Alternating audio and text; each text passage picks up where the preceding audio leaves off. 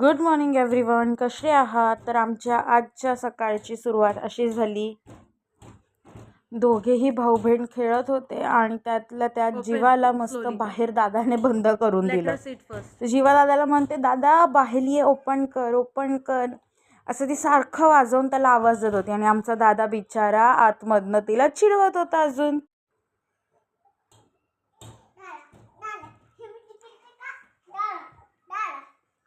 आणि जीवाला पण यायचंच नाही आतमध्ये. दादाने ओपन करून दिलं तिला, पण तिचं होतं की नाही आपण असंच खेळायचं आहे. तसंच तिचं म्हणजे तिच्या बिहेवियरवरनं दिसत होतं. आणि दादा तिला अजून चिडवतो इकडनं.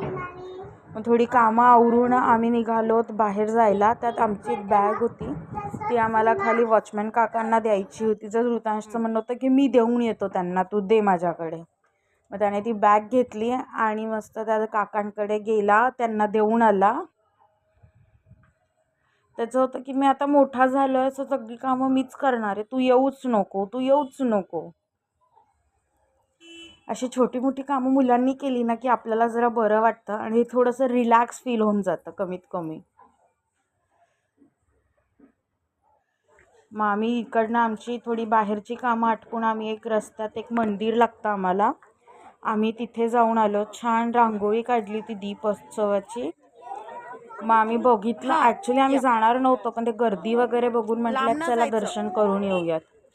मग आम्ही छान मस्त, ऋतांश होतं माझं इकडे फोटो काढ, माझं तिथे फोटो काढ. मग तो छान सगळ्या लाईटिंग बघत बघत मस्त माझ्या आधी तो मंदिरात पोचून पण गेला. आणि एवढं छान दीपोत्सव असताना की सगळीकडे झगमट झगमट बघून एकदमच छान वाटतं, एकदम प्रसन्नता फील होऊन जाते. एवढं असं मंदिरात आम्ही मस्त दर्शन घेतलं. दर्शन वगैरे करून छान घरी आलो आणि आमचं जेवण तयार होतं. घरी येऊन मस्त आम्ही बिर्याणी बनवलेली होती, तर ती छान खाल्ली आम्ही. मस्त जेवण झालं सगळ्यांचं.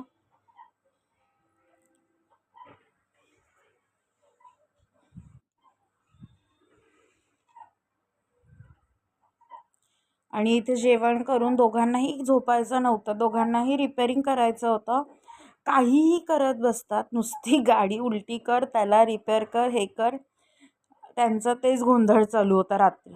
आणि इथे आम्ही आत्ताच नुकतं चालायला शिकलं, तर आम्हाला चालायचंच होतं. चला तर मग भेटूया पुढच्या व्लॉगमध्ये. तोपर्यंत बाय बाय.